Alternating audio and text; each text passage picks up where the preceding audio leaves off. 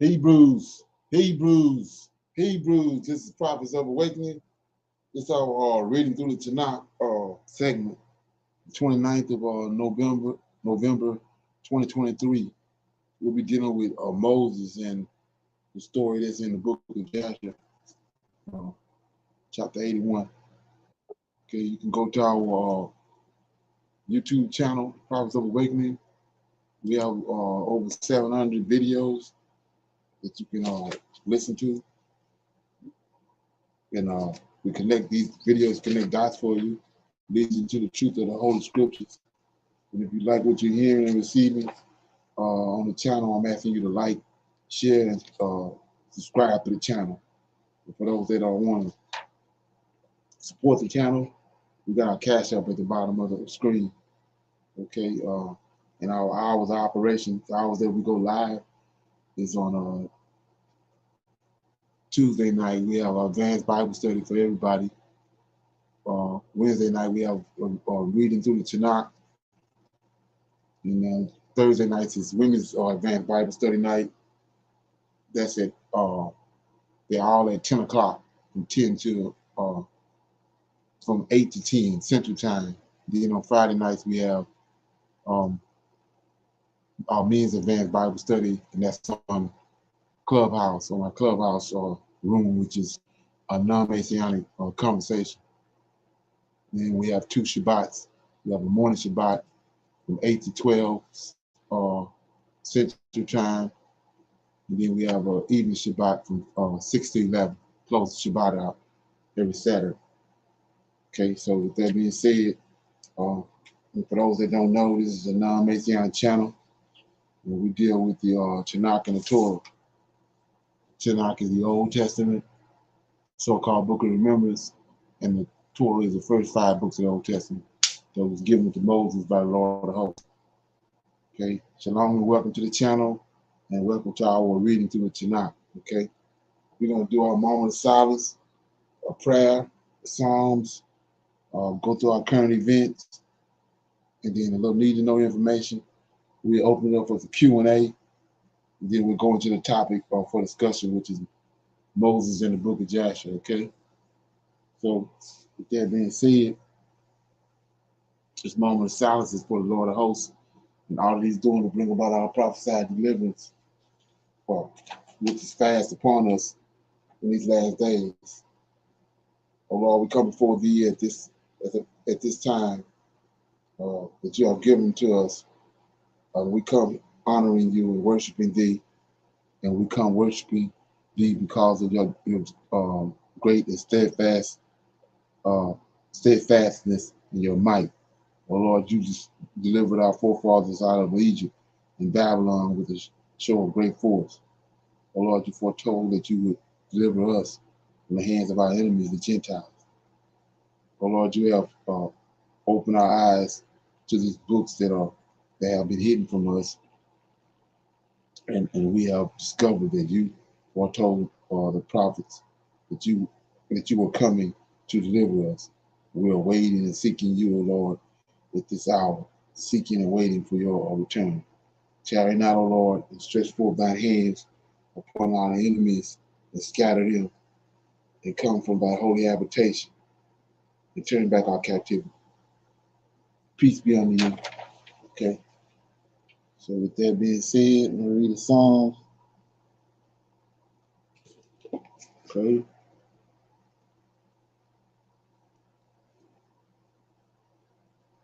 I'm going to read Psalms 75.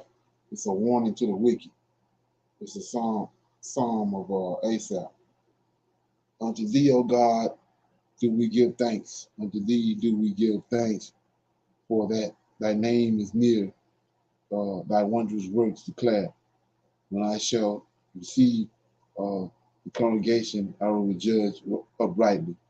The earth and all inhabitants thereof are dissolved.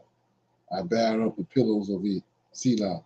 I say it unto the fools, deal not foolishly, and to the wicked, lift not up the horn. Lift not up your horn on high. Speak not with a stiff neck, for promotion cometh neither from the east, nor from the west, nor from the south. But the God is the judge, and he putteth down one and sitteth up another. For in the hand of the Lord there is a cup, and the wine is red, it is full of mixture, and he poureth it out of the same. But the dregs thereof, all the wicked of the earth shall wring them out and drink them. But I will declare forever, I will sing praises to the God of Jacob. All the horns of the wicked shall also will I cut off, but the horns of the righteous shall be exalted. Okay, that was Psalm 75. Anybody have any comments on that? Okay. So with that being said, we'll go to our current events. Okay.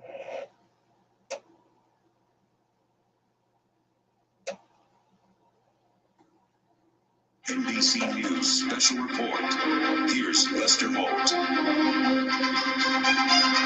Good day, everyone. We're coming on the air with breaking news. President Biden is about to speak about this morning's hostage release in the Middle East. 24 people, including several small children and a group of Thai nationals held captive in Gaza, were set free as part of a broader deal between Israel and Hamas. No Americans were among this group released.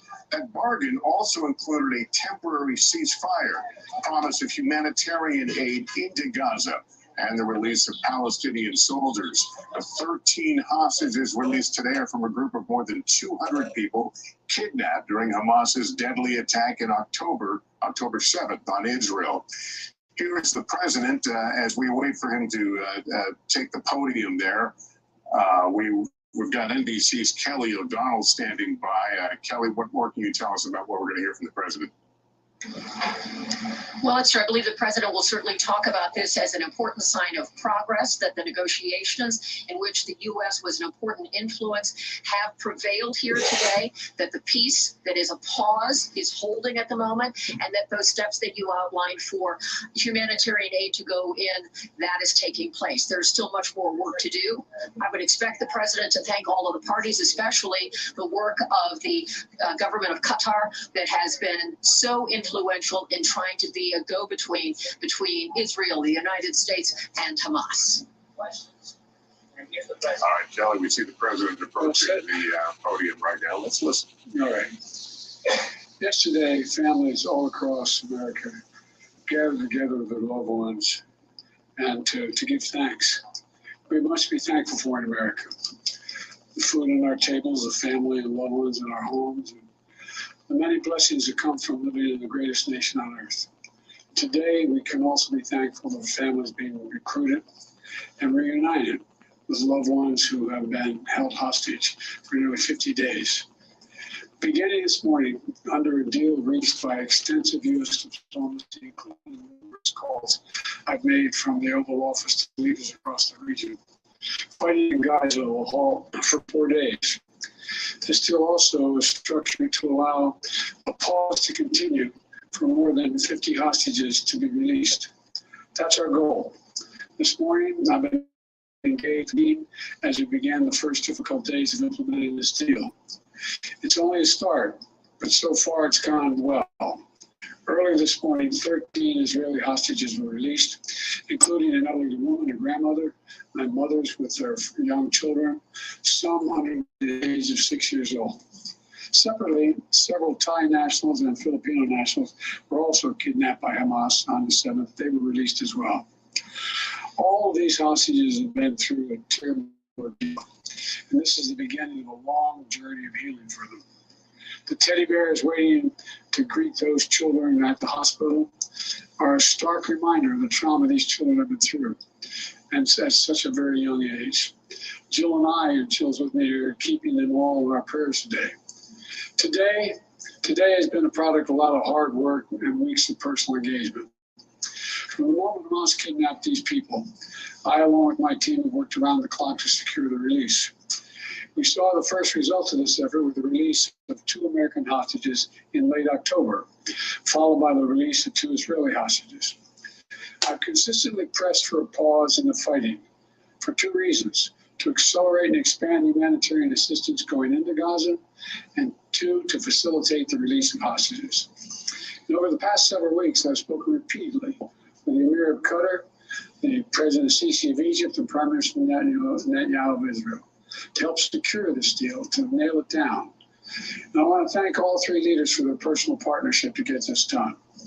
I spoke with the Emir and President Israel Sisi and the Prime Minister Netanyahu again on Wednesday to confirm the elements of the engagement. As I said, today's release are the start of a process. We expect more hostages to be released tomorrow, and more the day after, and more the day after that. Over the next few days, we expect that dozens of hostages will be returned to their families. We also remember all those who are still being held and renew our commitment to work for their release as well. 2 American women and 1 4-year-old child, Abigail, who remains among those missing. We also will not stop until we get these hostages brought home and an answer to their whereabouts. I remain in personal contact with the leaders of Qatar, Egypt, and Israel to make sure this stays on track and every aspect of the deal is implemented. This extended pause in the fighting brings a critical opportunity to deliver much needed food, medicine, water, and fuel to the civilians in Gaza, and we are not wasting one single minute. Since my trip to Israel last month, I've been focused on accelerating the delivery of humanitarian assistance to Gaza in coordination with the United Nations and the Red Cross. I just spoke with my special envoy for the Middle East humanitarian issues, David Satterfield, for an update, and I've asked him to monitor our progress hour by hour and keep me personally informed. From the beginning, we put in place mechanisms to prevent Hamas from diverting these supplies, and we're continuing that effort to make sure aid gets to the people who need it. More than 200 trucks arrived at the crossing point in Egypt into Gaza today. These trucks carry food and medicine, as well as fuel and cooking gas.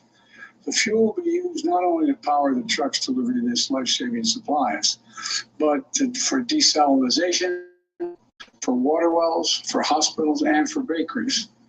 And hundreds more trucks are getting in position as well, ready to enter Gaza over the coming days to support the innocent Palestinians who are suffering greatly because of this war that Hamas has unleashed.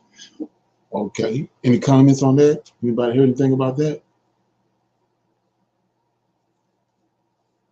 Okay. So we're in the middle of a ceasefire right now. Okay. Plans for camps may be in the works again. New York State is still fighting for the right to set up camps. It allows the Department of Health to pick and choose which New Yorkers they can lock up or lock down without any proof that you're sick. There's no time limit. There's no location restrictions. They can remove you from your house with the force of police. You would have no say. And if we don't stop them here, this goes on to other things. And it goes to other states. This is happening now, and let me know, is it time to get out of New York? Take a look. The New York Appellate Division has ruled in favor of Governor Kathy Hochul in a landmark case for government overreach. Rule 213, isolated quarantine and procedures will give the state of New York the ability to come into your home and take you away to quarantine you without any notice and for any virus or infection they deem necessary. You won't have any option to fight it. No court date, nothing. The rule has no age limit, and they can keep you for as long as they'd like.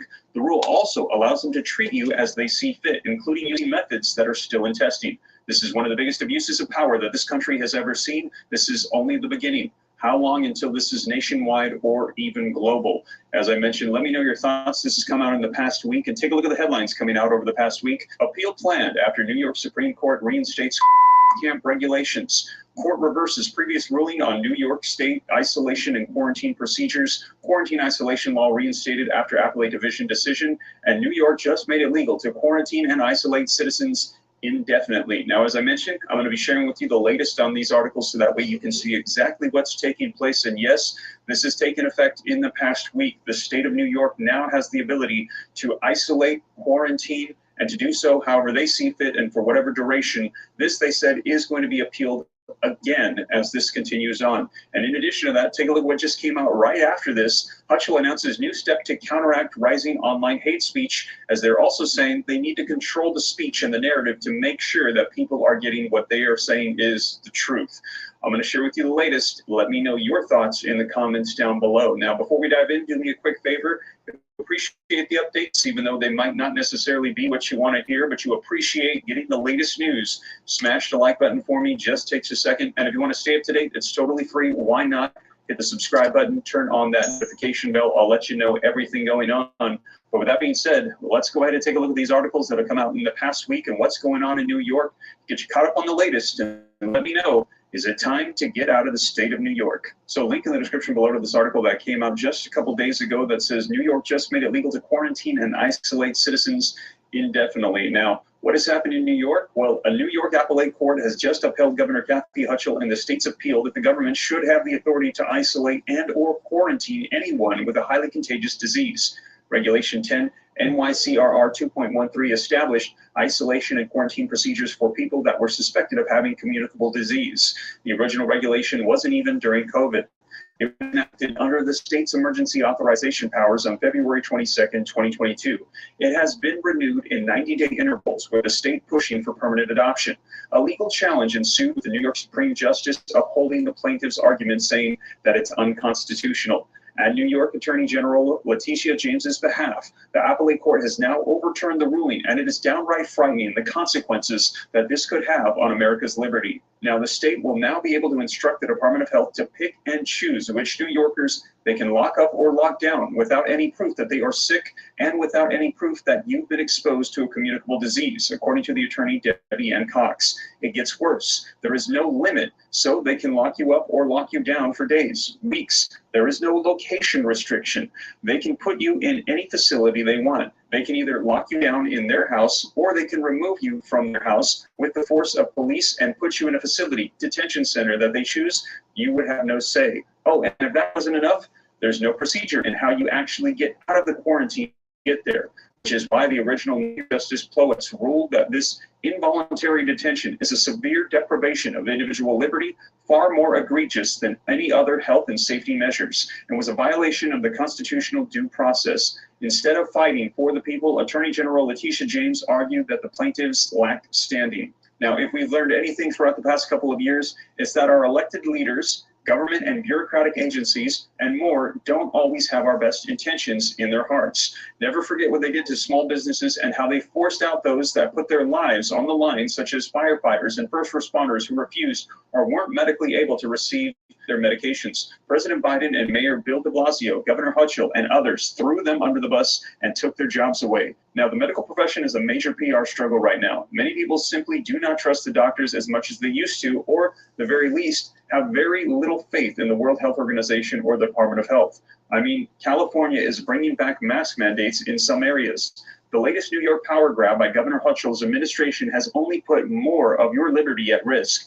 But don't worry, because if you try to say anything, they might think it's hate speech, which is why they are now openly monitoring New York's social media accounts. And yet, Governor Hochul, Mayor Eric Adams, and other Democratic leaders are shocked that so many New Yorkers, including millionaires and billionaires that help fund the state's tax revenues, are getting out of the state of New York. Hopefully, New Yorkers smarten up and realize what their leaders are doing to them. And as I mentioned, here's another article. Hochul announces a new step to counteract rising online hate speech.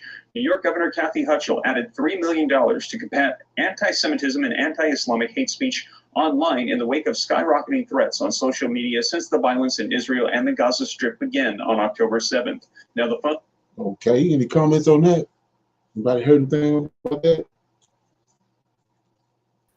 Shalom, everyone. No, I had not, but I think it may have been back in 2021 when something like that had started in New York. So I thought that they had did away with it, but I guess not. I guess it's just they've been appealing it or whatever, but that's crazy. Yeah, you think it's a coincidence that what's going on in China, now they're doing this? Right. It's something. It's not a coincidence. Anybody else got anything on that? They heard anything? Yeah, so This next video is what I was talking about. What's going on in China. Breaking news coming out that the pneumonia outbreak from China is actually now spreading globally. And I know this is not the news that anybody wanted to hear. We had the WHO that inquired about this just a couple days ago. I shared it with you. We had received word that there was an uptick, a massive spike in pneumonia cases in children in China. And a lot of people were concerned because even though they said this is pneumonia, this is not something to be concerned about, this is something we have contained, a lot of people are saying this feels like a repeat of what took place 4 years ago, and they're saying it is starting to feel more so even like that, as now we're getting word that this uptick in pneumonia cases in children is actually spreading. It has gone beyond the borders of China. Now, before I go too far, first let me know, I've got 49 people on live with me. If you can hear me and see me okay in the comments, so that way I can make sure that I'm getting the information across to you well. People are saying hi, they're saying that they're here from different places. Can you hear me and see me okay in the comments? Let me know before I dive into the information. People are saying yes, okay, great. So as I mentioned, this is breaking news coming out, and just today that we received word that this uptick in cases is not just happening in China, it is now happening in other nations. People are saying this is spreading. Now, let me know your thoughts in the comments before I dive in. A lot of people are saying that we could not trust the information coming out of China. This is a repeat of what they're saying, what happened 4 years ago, that they were trying to keep things under wraps, literally called it a mysterious pneumonia case. It turned out to be what spread globally that caused lockdowns and chaos around the world. And now we're hearing again, there is a mysterious pneumonia case. This has actually been taking place since May, we've heard. They've been trying to keep it quiet. Came out last month that these cases have been on the rise. Hospitals have been delayed and full of children. They cannot see a doctor. In some hospitals, 13 hours, in some hospitals, days that they have to wait to be seen. And they said that this is just pneumonia. It's your typical outbreak that's taking place after lifting the restrictions. Now we're hearing not exactly. Monsanto knives do stand out from the crowd. The leather case and premium.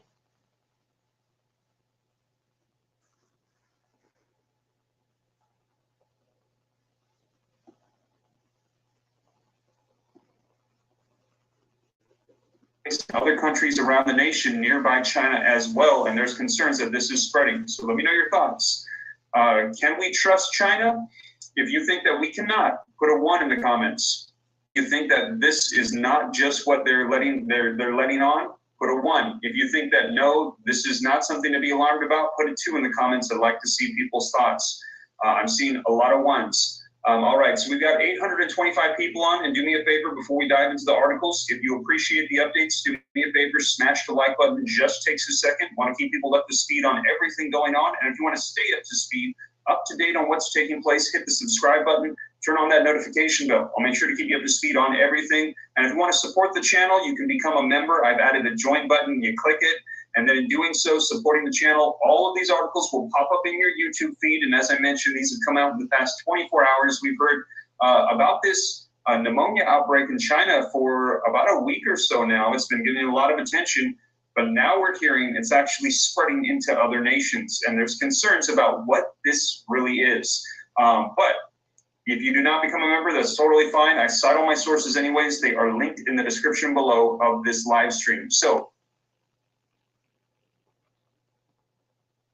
I'm hesitant to even say that because, as you guys know, or maybe you guys don't know, I got to be very cautious about what I say and how I say it on social media platforms. I want to make sure that I'm able to give you guys the news and that I am not in any way, my words are muted. I don't want to be potentially blocked from saying things if I don't say it the right way. I hope you guys catch my drift, but yeah. So let me know your thoughts. Somebody put maybe a 5, but somebody saying government shutdowns is big step. It's possible. The FBI is silencing him, says Rob. Rob, yeah, you know what? You just, nowadays, you just need to be very cautious about what you say and how you say it. Especially too, if you I'm just trying to report to you guys what's going on. I try not to give too much opinion. I cite all the sources. I put them in the description so that way you guys can see it and you can make your own decisions for yourself. But yeah, if you say the wrong thing, you could be silenced. So I just want to make sure that I can still able to communicate with you guys. So okay. Any comments on that? Yeah, like I said, it's kind of ironic to me that all these regulations coming out, and at the same time, what's going on in China. Okay, so nobody have anything? We're gonna open it up for some Q&A. Anybody have any questions or comments about last night or anything you came across and you want to talk about it? Dialogue. Anybody got anything? Okay, nobody have nothing. I want to play this here then.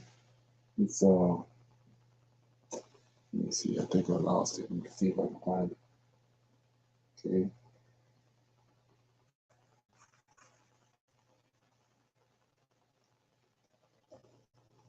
Okay.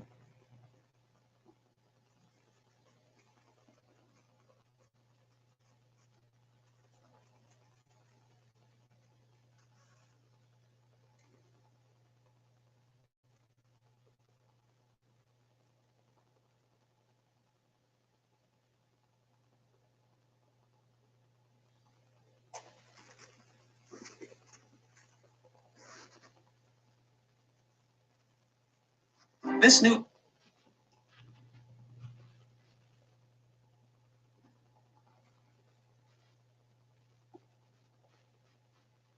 Israelis there, but they all left in 2005, and the whole Typically, for Palestinians to take their land back and be relieved of Israel occupying Palestinian territory. But others are saying that that's not true at all. With so many conflicting narratives and facts, what is the truth? Today, we're going to talk about the facts that no one seems to want to talk about. Let's get into it. Today, I'm joined by Robert Spencer, the author of the book, The Palestinian Delusion, The Catastrophic History of the East Peace Process. And today we're going to go ahead and get his thoughts on an opposing position put forth by the commentator Mark Lamont Hill. Now, with so many opposing views going on over the last few days, it's hard to know what we should believe when it comes to the alleged facts surrounding who's the rightful owner of the land in Palestine. Now, Robert, you have your position, of course, but before this interview started, I told you that I want for us to try to be as objective as possible and to just give the facts. So let's go ahead and watch this video by Mark Hill together, and we'll get your input along the way. Okay. As we discuss the events that have taken place in Israel and in Gaza over this past weekend, we have to be able to do several things at once. For me, that starts with sending sincere sympathy and condolences to all of the innocent men, women, and children who were killed in the violence that took place in Israel and Palestine over the past weekend. Targeting civilians is a violation of international law. It's a violation of religious law. It is a violation of basic human decency. It must be condemned without excuse. It must be condemned without reservation. Full stop. But we cannot begin or end our analysis with what happened this past weekend. Long before Hamas ever sent a rocket, or even before Hamas was formed, Palestinians have lived under Israeli occupation. Israel control of Gaza, which continues even after the departure of Israeli citizens in 2005, has transformed Gaza into an open-air prison. The conditions in Gaza are literally unlivable and have only gotten worse in recent days. The people of Gaza have consistently lived under military siege, daily violence, and collective punishment. The broader Palestinian community has lived under oppressive military occupation, which has subjected them to dehumanizing conditions within an apartheid state. Hey, what are your thoughts on that? There's so many inaccuracies in that. I hope we have time to cover them all. But this thing is occupation. Gaza is not occupied. It's not occupied physically. There were Israelis there, but they all left in 2005. And the whole idea of their leaving was to bring about peace by ending any occupation. And so there has been no Israeli presence there since 2005. Now, Mark Lamont Hill says, nonetheless, even after they left, they have been oppressing the Palestinians, and it's an open-air prison. Now, why is it difficult for Palestinians to pass from Gaza into Israel? Because many of them, when they get into Israel, have started killing people. Now, unfortunately, when you don't know who's going to kill people and who isn't, you have to have checkpoints and search the people who are trying to come in. That is what the open air prison is all about, that he's talking about. It's also interesting to note that Egypt has a border with Gaza, and Egypt just closed it. Is Egypt an apartheid state that hates Muslims? Egypt is just concerned about its national security. And Egypt knows, as well as Israel knows, that Gaza is full of jihadis. And they don't want them in Egypt any more than they want them in Israel. And so the fact that the border is closed does not make it an open-air prison. It makes it a recognition of the reality of jihad activity in Gaza. Also, from a legal standpoint, occupied territory suggests that somebody else owns the land. Who owns Gaza? Now, if you ask Mark Lamont Hill, I imagine that he would say the Palestinians. It ought to be a Palestinian state, and the West Bank as well. Now, and actually, since he got fired from CNN for saying from the river to the sea, Palestine would be free, he probably thinks that all of Israel is occupied territory. But there was never a Palestinian state. There was never a Palestinian kingdom, republic, empire, anything you want to name. There was never a political entity that was Palestine. And then people sometimes have said, when I say this, wait a minute, in the 1939 World Book Encyclopedia, there's a flag of Palestine. Yeah, but it's a Star of David. And that's 9 years before the founding of the State of Israel.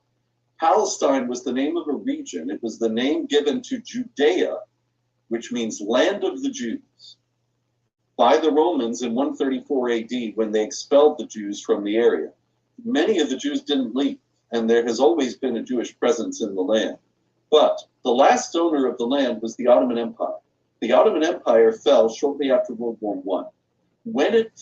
Before it fell, just as it was falling, the Ottoman Empire actually ceded legal authority over that land, Gaza and the rest of Israel and the Holy Land, the whole thing, the West Bank, the whole thing, to the League of Nations, which was the precursor to the United Nations. The League of Nations gave it to Britain as part of what was called the Mandate for Palestine. The Mandate for Palestine was a specific directive to the British to create a Jewish national home in this land. What was the land that was set aside for the Jewish national home? All of what is today Jordan and all of what is today Israel and the West Bank and Gaza. The British immediately gave the whole eastern part to the Arabs, and that's Jordan. But they set aside the rest for the Jewish national home. So what does that mean? Israel is the Jewish national home. The only country in the world that actually has a legal claim to the land of Gaza is Israel. Now, Egypt occupied Gaza from 1948 to 1967, and that's another interesting thing. You didn't hear a word about occupation then, and that's because this is really a religious conflict, and it's all about hating Jews and all about not wanting to recognize Jewish authority over Muslims. Do you want to learn how to trade? My son, my daughter, and I just did it. Any comments so far? Okay.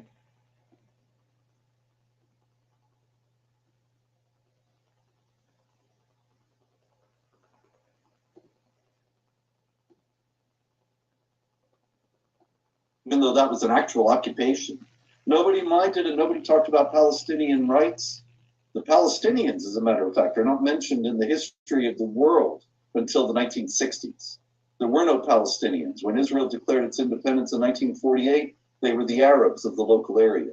The Palestinian nationality was created in the 1960s as a rhetorical weapon against Israel.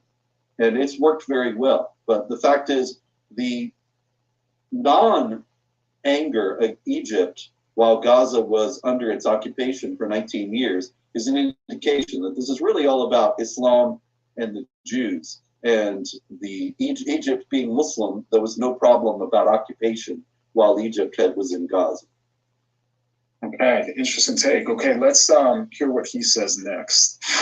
Even when the world isn't watching, especially when the world isn't watching, Palestinian villages are bombed, homes are demolished or taken, journalists are killed, protesters are executed. Under these conditions of ethnic cleansing, International law, human nature, and just basic common sense all suggest that resistance is both reasonable and necessary. Now, that said, violent resistance has never been the first step.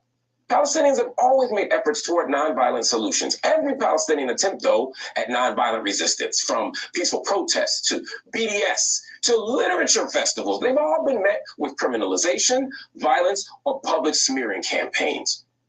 Even when Hamas hasn't recognized Israel, and that's true, other groups like the PLO and Fatah have absolutely done so. And still, Israel has refused to engage in reasonable, good faith negotiations. And more recently, they have refused to negotiate with Palestinians at all. This makes me wonder if Mark Lamont Hill has any knowledge of the history of the last 100 years. This is really an appalling level of twisting of the historical facts. In 1947, the United Nations offered to partition what was left of the mandate for Palestine, which was supposed to be for the Jewish national home, and create a Jewish state and an Arab state, yet another Arab state. There were already 22 Arab countries, but that was not good enough. They had to have 23, and yet they rejected that. The Jews said, "Yeah, sure, we'll take that," and they took the little bit, the sliver of the original mandate that was left, and they made Israel there. The Arabs rejected a Palestinian state in 1948. Then in 1967, the offer was made again after the Six-Day War. In the 70s, at the Camp David Accords. In the 90s, at the Oslo Accords. In the 2000s, there was an offer made by the Prime Minister of Israel for everything that the Palestinians were demanding. It was like 99% of the territorial demands they were making, plus extra for the 1%. They were the Prime Minister offered them compensation in other areas for the 1% that he didn't want to get. They rejected that. The idea that the Palestinians have wanted to make peace and the Israelis have rejected is completely ahistorical. It's just the other way around. And when it comes to nonviolent initiatives, the idea that the Israelis have crushed nonviolent initiatives and are oppressing the Palestinians is likewise completely false. The fact is that when he brushes by it real quick, he says, Hamas, yes, has not recognized Israel, but Fatah has, and the others have. Fatah has never recognized Israel as a Jewish state. It's recognized the existence of the state of Israel, but left open the possibility of it being overwhelmed by Arab Muslims who would transform it into an Islamic state. Has never recognized the right of a Jewish state to exist on that land.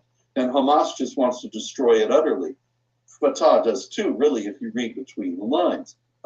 So the idea of Israel being able to live with that, it seems to me to be ridiculous. It's made the completely reasonable request that if we're going to make a framework for peace that's supposed to be a two-state solution in which we coexist peacefully with one another, then you have to recognize that we have a right to exist and be here.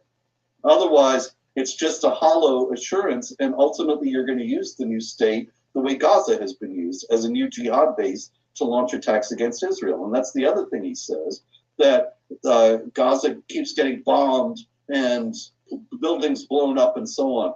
This is not some gratuitous action that happens out of the blue while the Gazans are picking daisies and singing folk songs, and then suddenly the Israelis bomb the place.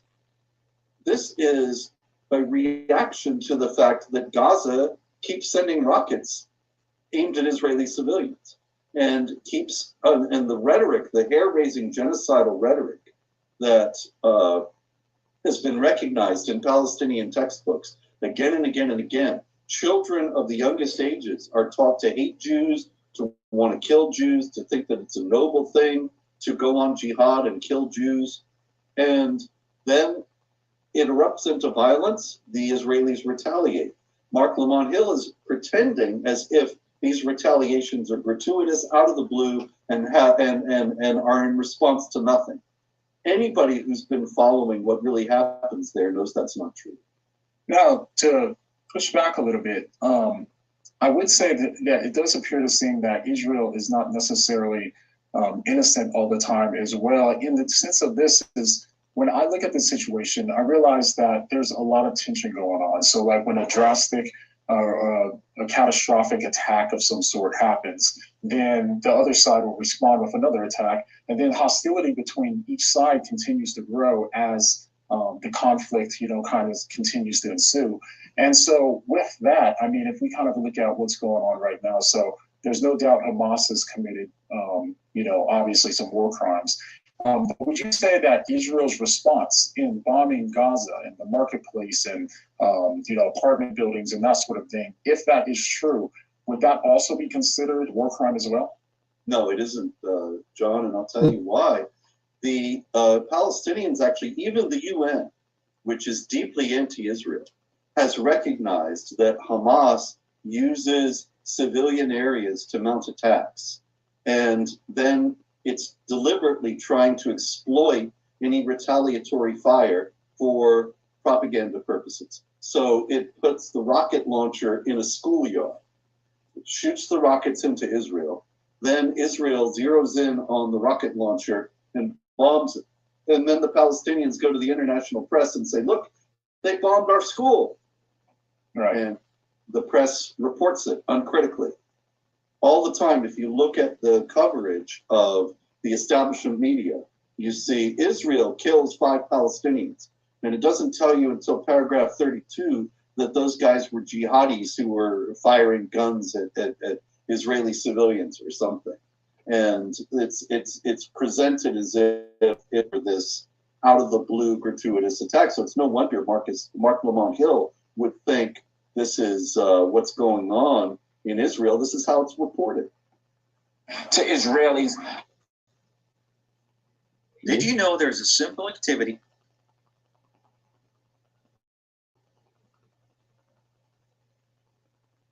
we cannot give them license to wipe out and destroy Palestinians without a moment's notice. We cannot allow or sanction the elimination of electricity and fuel and food to the Gaza Strip, which is a violation of international law as a form of collective punishment. We cannot continue to trap Gazans in an open air prison. We cannot undermine the conditions for fair and free elections so that Fatah and Hamas can no longer rule without a democratic mandate. We all want peace. But justice is the necessary precondition for peace, and that will only come by ending the Israeli occupation, by dismantling the apartheid state, and by creating the conditions for freedom, safety, dignity, and determination for every Muslim, every Christian, every Jew, every Israeli, every Palestinian, every single person in the region. Okay. Any comments on that? Okay. Okay. Somebody got something?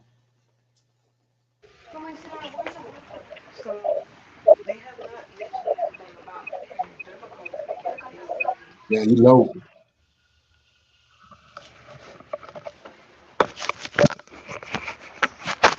I said they didn't mention anything about the BC area. I mean, before, back when um, Israel was Jerusalem Israel or Jerusalem was Egypt?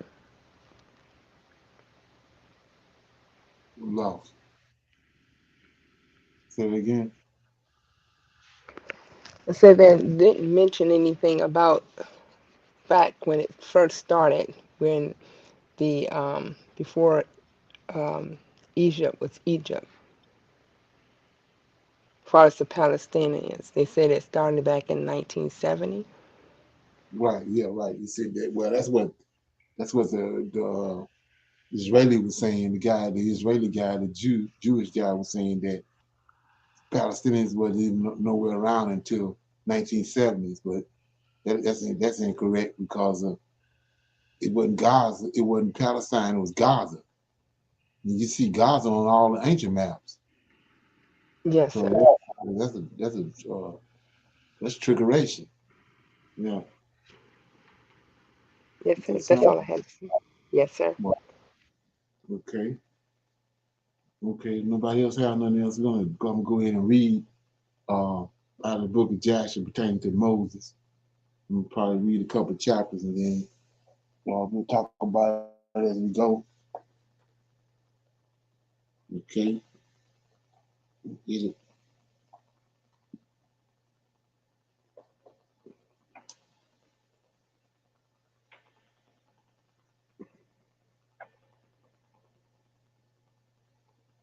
Okay, I'm in chapter 81. It says, the children of Israel journeyed from Ramesses to Sukkah, about 600,000 men on foot, besides the little ones and their wives. Also, a mixed multitude went up with them, and flocks and herds, even much cattle. And the sojourning of the children of Israel who dwelt in the land of Egypt in hard labor was 210 years. And at the end of 210 years, the Lord brought forth the children of Israel from Egypt with a strong hand. And the children of Israel traveled from Egypt and from Goshen and from Ramesses and encamped in Sukkot on the 15th day of the first month. So notice, like I was saying before, a lot of people don't pay attention to that, but they left with cattle all the way back to Abel.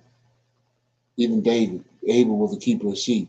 So they always had, like I said, these Israelites, male Israelites, they connected the sheep and these clean animals, the sacrificial animals, they connected at the hip with them. So they have to have them. You can notice they've been stripped from us now. We don't have those flocks and herds now. We have to be reconnected to them. But we see right here, when they came out of Egypt, they had flocks and herds. When they came out of Babylon, they had flocks and herds. But we've been stripped of all that. Okay? Because in the children of Israel traveled from, chapter 8, verse 81, verse 8. And on the third day after the Egyptians had buried their firstborn, many men rose up from Egypt and went after Israel to make them return to Egypt. For they repented that they had sent the Israelites away from their servitude.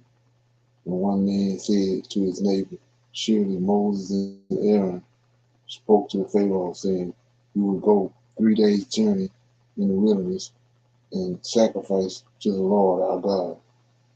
Now, therefore, let us rise up early in the morning and cause them to return. And it shall be that if they return with us to Egypt, to their masters, then shall we know that there is faith in them. But if they will not return, then we will fight with them and make them come back with great power and a strong hand. And all the nobles of Pharaoh rose up in the morning, and with them about 700,000 men, and they went forth from Egypt on that day and came to the place where the children of Israel were. So notice this right here, that they actually believe that these Hebrew Israelites belong to them. They keep saying they servitude. Same thing now. These folks think that they're above us and that we belong to them. And so when you look at that, you can see that, even though they're going to have to be forced to reprimand us, give us reparatory justice. They ain't going to just do it because that's not in their mindset. They don't think that, they don't think that we are any kind of equal to them. We slaves. We belong to them. Okay? 12. And all the Egyptians saw, and behold, Moses and Aaron and all the children of Israel were sitting before Pharaoh, eating and drinking and celebrating the feast of the Lord. And all the Egyptians said to the children of Israel, surely you said you will go journeys. You will go a journey for 3 days in the wilderness and sacrifice to our God and return. So they was assuming that the Israelites was going to go and sacrifice to their God and then come back to Egypt, come back to servitude. But notice in verse 11, it says, all the nobles of Pharaoh rose up early in the morning, and with them about 700,000 men, and they went forth from Egypt on that day and came to the place where the Israel were.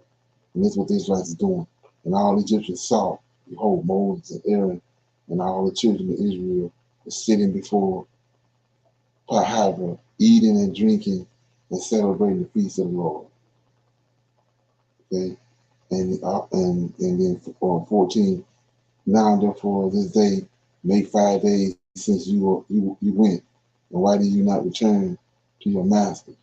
And Moses and Aaron answered them,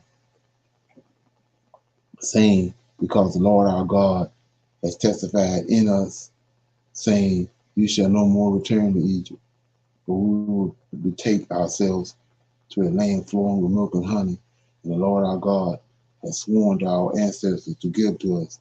And when the nobles of Egypt saw that the children of Israel did not hearken to them to return to Egypt, they girded themselves to fight with Israel.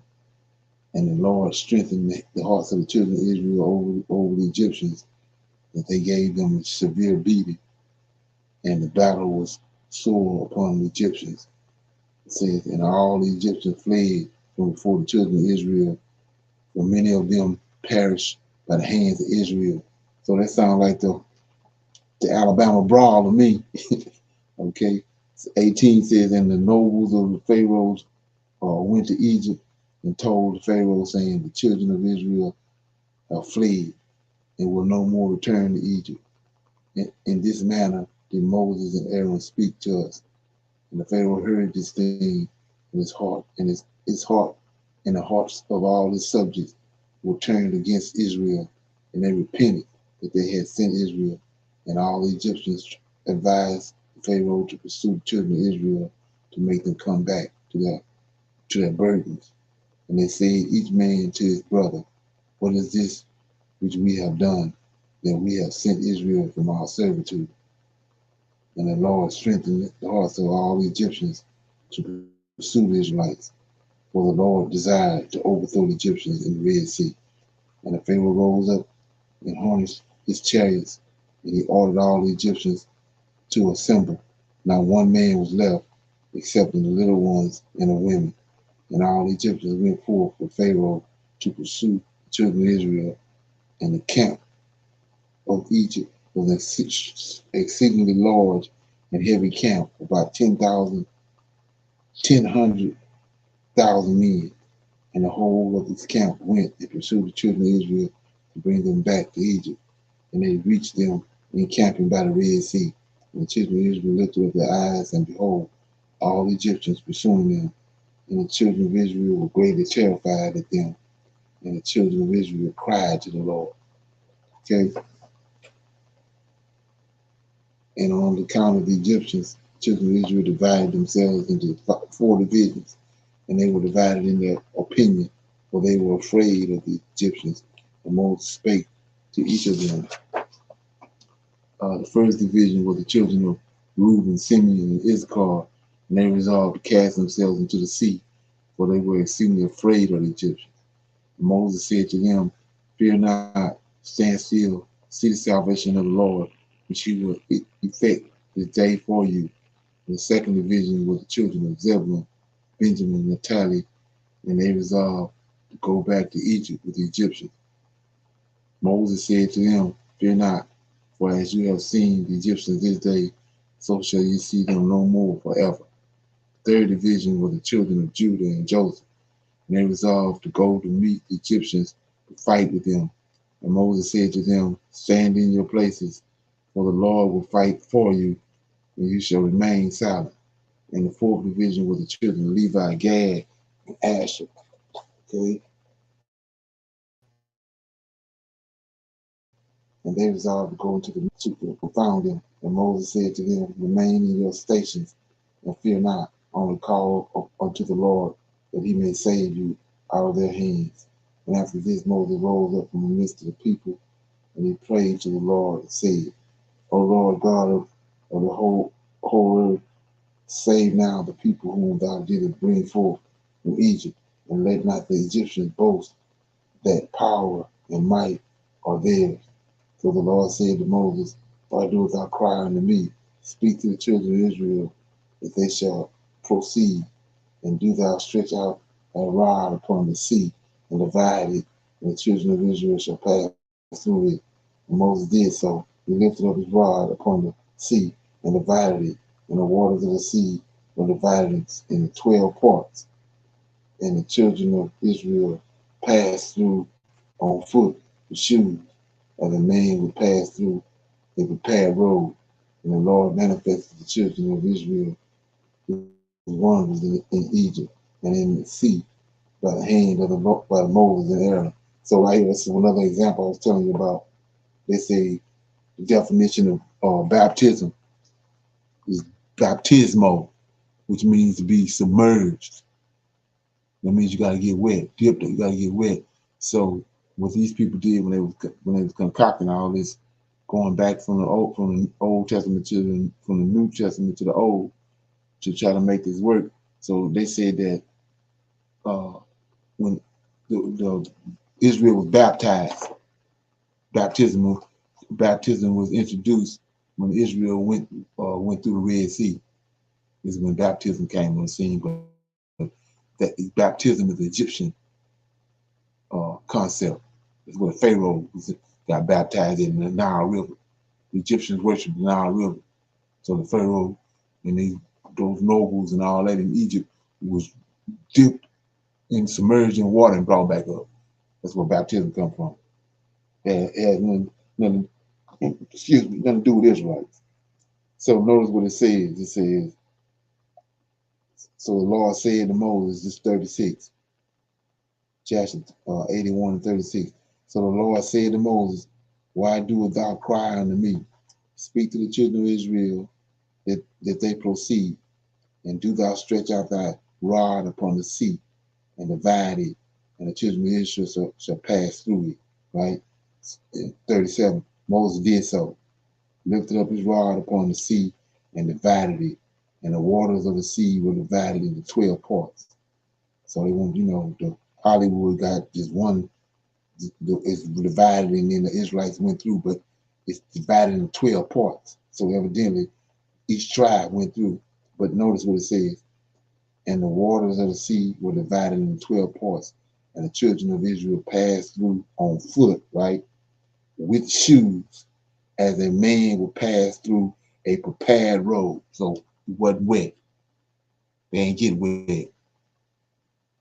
It's like a prepared road. Ain't no water on it. So didn't nobody get wet. Wasn't no baptism. Okay? So 40. And when the children of Israel had entered the sea, the Egyptians came after them. Check it out. And the waters of the sea resumed upon them, and they all sank in the water. And not one man was left except the Pharaoh, who gave thanks to the Lord and believed in him. Therefore the Lord did not cause him to perish at the time with the Egyptians. And the Lord ordered an angel to take him from amongst the Egyptians, who cast him upon the land of Nineveh, and he reigned over it for a long time. And on that day, the Lord saved Israel from the hand of Egypt. And all the children of Israel saw that the Egyptians had perished, and they beheld the great hand of the Lord in what he had performed in Egypt and in the sea. Then sang Moses and the children of Israel this song to the Lord on the day when the Lord caused the Egyptians to fall before them. And all Israel sang in concert, saying, I will sing to the Lord, for he is greatly exalted. The horse and his rider he has cast to the sea. And behold, it is written in the book of the law of God. After this, the children of Israel proceeded on their journey and encamped in Morah. And the Lord gave to the children of Israel statutes and judgments, in that people in Morah, say in that place, in Marah. And the Lord commanded the children of Israel to walk in all his ways and to serve him. Okay. And they journeyed from Mara and came to Edom. And in Edom were 12 springs of water and 70 date trees. And the children encamped there by the waters. And they journeyed from Edom and came to the wilderness of Sin on the 15th day of the second month after their departure from Egypt. At that time, the Lord gave the manna to the children of Israel to eat. And the Lord caused food to rain from heaven for the children of Israel day by day. And the children of Israel ate the manna for 40 years, all the days that they were in the wilderness, until they came to the land of Canaan to possess it. And they proceeded from the wilderness of Sin and encamped in Alush. And they proceeded from Alush and encamped in Rehoboth. And when the children of Israel were in Rephidim, Amalek, the son of Eliphaz, son of Esau, brother of Zephno, came to fight with Israel. And he brought with him 800 and 1,000 men, musicians and conjurers, and he prepared for battle with Israel in Rephidim. And they carried on a great and severe battle against Israel. The Lord delivered Amalek and his people into the hands of Moses and Aaron of Israel, and into the hands of Jasher, son of Nun, the Ephraimite, the servant of Moses. And the children of Israel smote Amalek and his people at the edge of the sword. But the battle was very severe upon the children of Israel. And the Lord said to Moses, write this thing as a memorial for thee in a book, place it in the hands of Joshua, son of Nun, thy servant, and thou shalt command the children of Israel, saying, when thou shalt come to the land of Canaan, thou shalt utterly efface the remembrance of the Amalek from the under heaven. And Moses did so, and he took the book and wrote upon it these words, saying, remember what Amalek hath done to thee in the road when thou wentest forth from Egypt, who met thee in the road and smote thy rear, even those that were feeble behind thee when thou wast faint and weary. Therefore it shall be, when the Lord thy God shall have given thee rest from all thy enemies round about in the land which the Lord thy God giveth thee for an inheritance to possess it, that thou should blot out the remembrance of Amalek from under heaven, and thou shalt not forget it. And the king who shall have pity on Amalek upon his memory or upon his seed, behold, I will require it of him, and I will cut him off from among his people. So notice this right here. It's a prophecy. He's talking about Saul. So he says that later on, you're gonna, when you get to the land, you're gonna appoint a king over you, and then and that king is not gonna he's gonna marvel at Amalek to the point where I'm gonna have to kill him. And that's exactly what happened. He killed Saul. He told Saul to go and utterly destroy. Verse 61. And the king who shall have pity on Amalek or upon his memory or upon his seed, behold, I will require it of him, and I will cut him off from among his people. So Saul saved Amalek and his wife, and then so we see that he destroyed Saul. Okay. And Moses went forth to meet his father-in-law with great honor, and all Israel was with him. Okay. So I'm in chapter 82, verse 5, saying, Reuel and his children remained among the Israelites for many days, and Reuel knew the Lord from that day forward. And in the 30th month from the children of Israel, and the third month from the children of Israel departed from Egypt, on the sixth day, therefore, thereof, the Lord gave to Israel the 10 commandments on Mount Sinai. And all Israel heard all these commandments, and all Israel rejoiced exceedingly in the Lord on that day. And the glory of the Lord rested upon Mount Sinai, and he called to Moses. And Moses came in the midst of a cloud and ascended the mountain. And Moses was upon the mount 40 days and 40 nights. He ate no bread, drank no water, and the Lord instructed him in statutes and judgments in order to teach the children of Israel. And the Lord wrote 10 commandments, which he had commanded the children of Israel upon the top of the tablets of stone, which he gave to Moses to command the children of Israel. And at the end of 40 days and 40 nights, when the Lord had finished separating to Moses on Mount Sinai, the Lord had finished speaking to Moses on Mount Sinai, then the Lord gave to Moses the tablets of stone written with the finger of God. And when the children of Israel saw that Moses tarried to come down from the mount, they gathered around Moses, Aaron, and said, "As for this man Moses, we know not what has become of him." Okay? Now therefore, rise up, make us a God who shall go before us, so that thou should not die. And Aaron was greatly afraid of the people, and he ordered them to bring him gold, and he made it into a molten calf for the people. And the Lord said to Moses, before he had gone down from the mount, "Get thee down, for thy people who thou didst bring forth from Egypt have corrupted themselves. They have made it to themselves a molten calf, and have bowed down to it. Now therefore leave me, that I may consume them from off the earth, for they are a stiff-necked people." And Moses besought the countenance of the Lord, and he prayed to the Lord for the people on account of the calf which they had made. And he afterwards descended from the mount, and his hands were the 2 tablets of stone which God had given him to command the Israelites.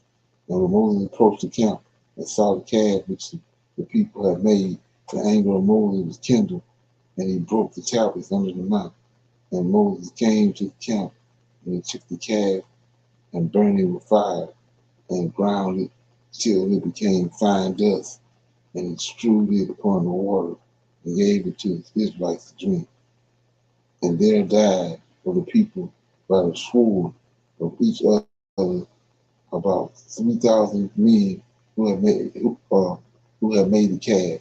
And on the morrow, Moses said to the people, "I will go up to the Lord, peradventure I may make atonement for your sins, which you have sinned to the Lord." And Moses again went up to the Lord, and remained with the Lord 40 days and 40 nights. Okay? And during the 40 days did Moses entreat the Lord in behalf of the children of Israel, and the Lord hearkened to the prayers of Moses, and the Lord was entreated of him in behalf of Israel. Then spake the Lord to Moses to hew 2 stone tablets, and to bring them up to the Lord, who would write upon them the 10 commandments.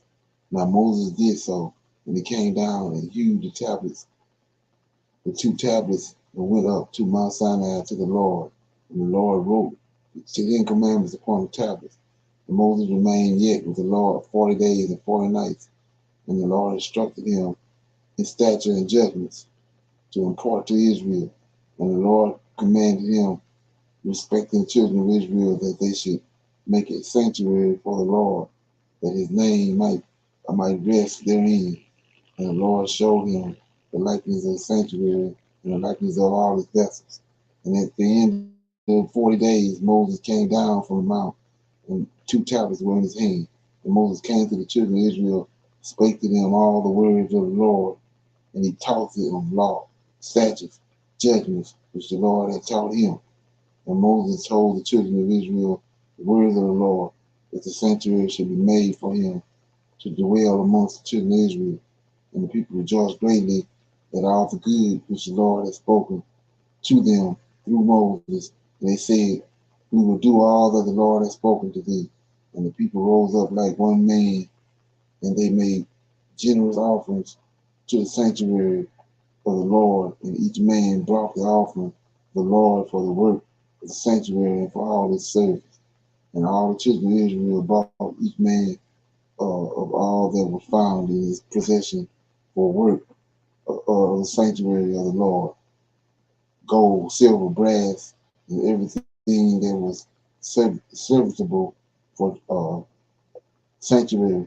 And all the wise men who were practicing work came and made a sanctuary of the Lord, according to all that the Lord had commanded. Every man uh, in the works which he had been practiced, and all the wise men in the heart made the sanctuary and its furniture, and all the vessels of the holy service, as the Lord had commanded Moses.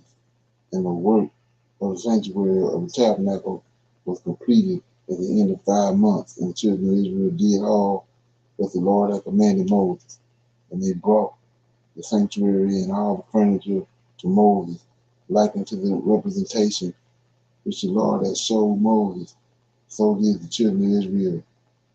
And Moses saw work, and Moses saw the work, and behold, they did it as the Lord had commanded him. So Moses blessed them. Okay, so that was Jasher 81 and 82. Any comments, anything ring a bell for anybody? Anything stick out? Okay. Everybody good? Shalom. Okay.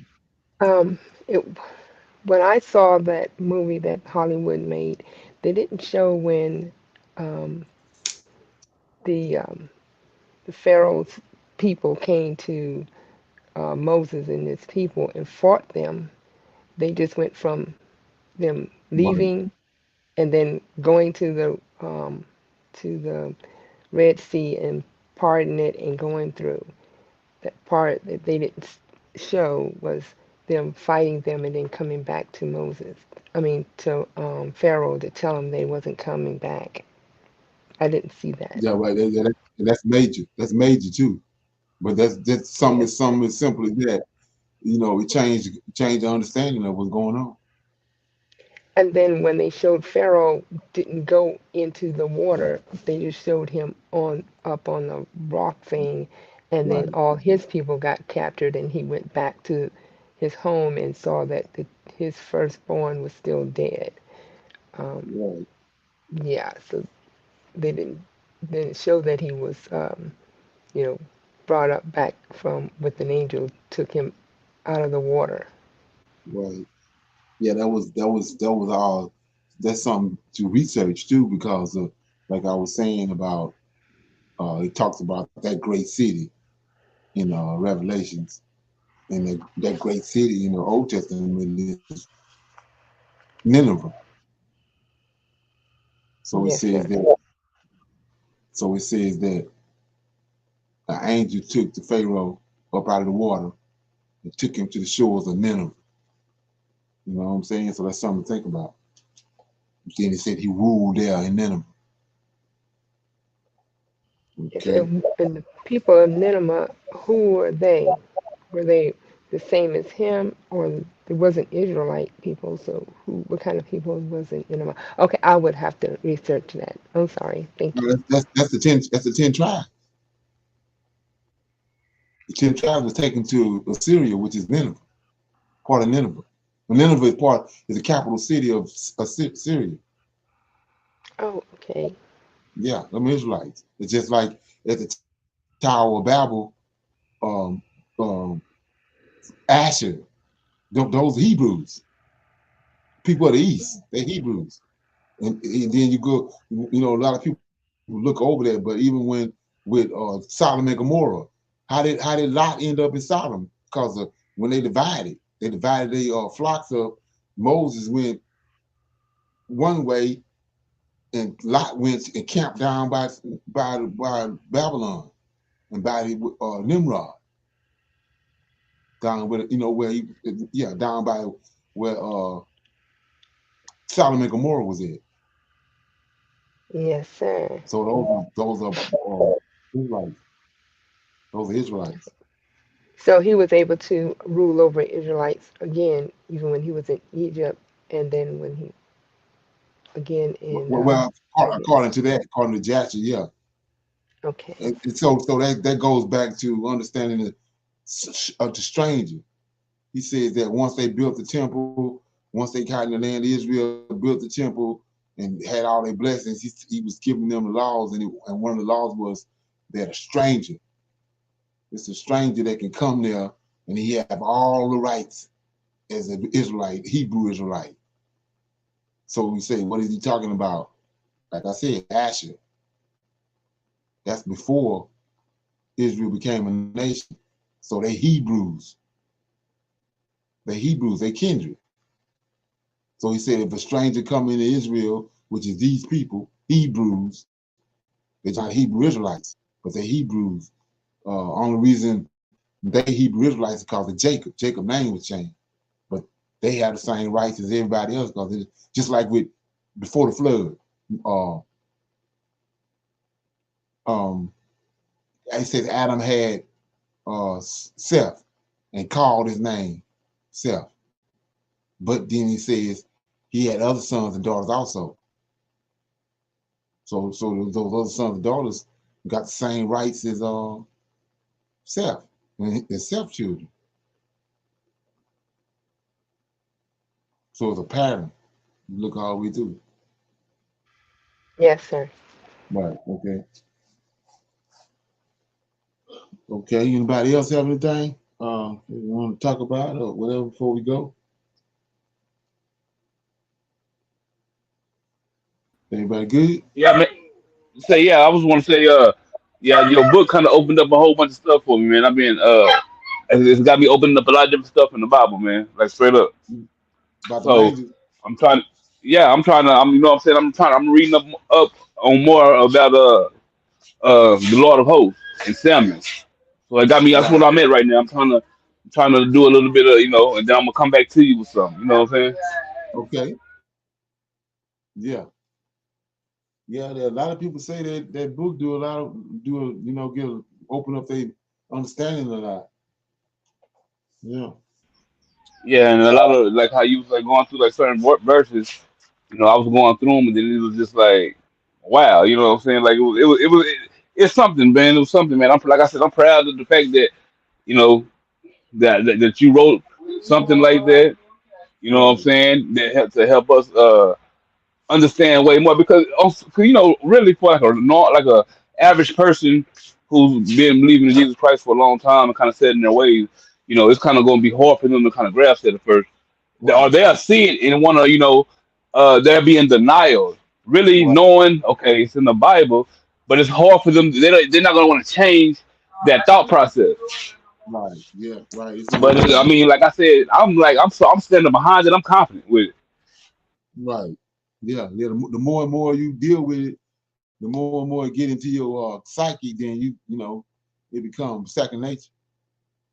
True. It's true. That's all they did with Jesus. They put it. He been there from one generation to the next, so he's like part of your DNA. It's hard. It's hard to get Yeah. to root him And then out. it was like I was saying like the other night I was sitting here reading and I was just thinking about it. I was like, man, if I would have told my grandma or showed her something like this, because they were just so Jesus Christ, Jesus fied, and the Bible and all this, and I just be like wondering, like, did y'all ever run across this? You Right. know what I mean? When you ran across this, what did you think? Like when you ran across the Lord of Hosts, seeing the roles that He played, seeing the roles of that, what did you? I don't know. I don't know. How could you go so far into believing into this New Testament? Oh yeah, exactly, man. Yeah, I had that. I had that when it first happened. When I started getting all this information, and because I came up Baptist, and my mama was sold out on JC, man. She had that white picture of JC everybody had in their house on the Yeah, wall. Well, she was sold out on it, man. I was sitting there. I prayed about it and prayed about it, uh, about how I was gonna, have that conversation with her, and then I was working on the road. I came home. And when I came home, I put my bags in my room and all that, and then came in the front room, but nobody there but me and her. We just opened it up, man, and I was just started breaking it down to her. You know what I'm saying? And because she was already sickly, so I was wanting to do that and present that to her before she passed. So we had that conversation, man, and it was yeah. And so I was relieved because I had the opportunity to talk to her about it before she passed. Yeah. But there's some. Yeah, I salute you, man. My kids, Daddy, what book is this? And I always tell them, I say, man, my friend wrote this, man. My partner wrote this. And they just, they just like looking in the maze. And I'm, like I said, I got my two little girls, 6 and 7 years old. Um, they would say, I got them off the point of them.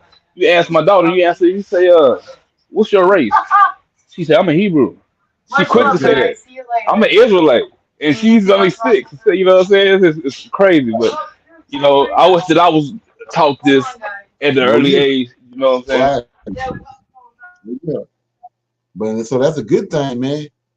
You think they're not going, that's not making a difference, but it is. Yeah, because she'll say, because she go to school with other people, they probably talk about Jesus Christ or whatever, because she always is, Jesus Christ, ooh, Daddy, does Jesus Christ, he's God, and he lives up there. So me, I'm not, I'm not gonna sugarcoat nothing. That's just how it is. I'm not gonna sugarcoat nothing. You know what I'm saying? Because basically, I feel I want to actually have you going in the right path. I take that seriously when it comes to my kids. I'm not gonna sit here and tell you that there's a Santa Claus and all this, even though you're gonna feel some kind of way because all the other kids are celebrating. But I'm breaking you from that. I'm telling you, look, for one, there's no Santa Claus. When you get something like that on a day like that, that comes from a regular human being, your mom and dad. Two, I tell them, I say, well, for one, Most High he wasn't, we didn't celebrate holidays like this. These holidays come from, and I basically just tell them these holidays come from the devil. Just because she's like, okay, the devil. Well, so I'm kind of getting them off of that a little bit so they can get older and just really understand. I can bring it in with them. Oh yeah. Yeah. Yeah, that's a good thing. Okay, everybody good? Yes. All right, I'm gonna see y'all. What you say, D-Ray? I was saying I was good. Okay, yeah. I see. We got women's line tomorrow, advanced Bible study. Men can come in through YouTube. So I see everybody tomorrow at 8 o'clock Central Time. Shalom. Shalom, shalom, everyone. Shalom, shalom. Okay.